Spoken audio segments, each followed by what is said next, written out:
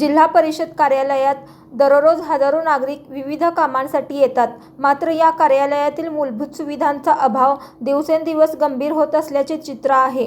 स्वच्छता कर्मचाऱ्यांना बसण्यासाठी जागा नाही, आवश्यक सुरक्षा साहित्य नाही, तर पत्रकार कक्षातही पिण्याच्या पाण्याची व्यवस्था नसल्याने नाराजी व्यक्त होत आहे.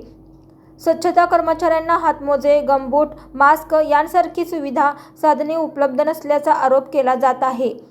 बसण्यासाठी स्वतंत्र जागाही नसल्याने त्यांना गैरसोयीचा सामना करावा लागत आहे. दुसरीकडे लोकप्रतिनिधी आणि वरिष्ठ अधिकाऱ्यांसाठी सर्व सोयीसुविधा उपलब्ध असल्याने कर्मचाऱ्यांमध्ये असंतोष वाढत आहे. विशेष म्हणजे जिल्हा परिषदेतील पत्रकार कक्षातही पिण्याच्या पाण्याची सुविधा नसल्याची तक्रार आहे. याबाबत वारंवार प्रशासनाच्या निदर्शनास आणून देऊनही त्याकडे दुर्लक्ष होत असल्याचा आरोप पत्रकारांकडून केला जात आहे. दररोज हजारो नागरिक येणाऱ्या जिल्हा परिषद अशा मूलभूत सुविधांचा अभाव प्रशासनाच्या कार्यक्षमतेवर प्रश्नचिन्ह निर्माण करत आहे.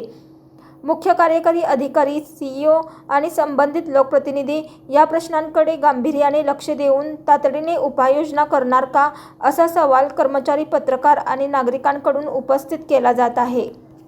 अशाच नवनवीन अपडेटसाठी जनता राज्य न्यूज चॅनलला सबस्क्राईब करा, लाईक करा आणि शेअर करायला विसरू नका.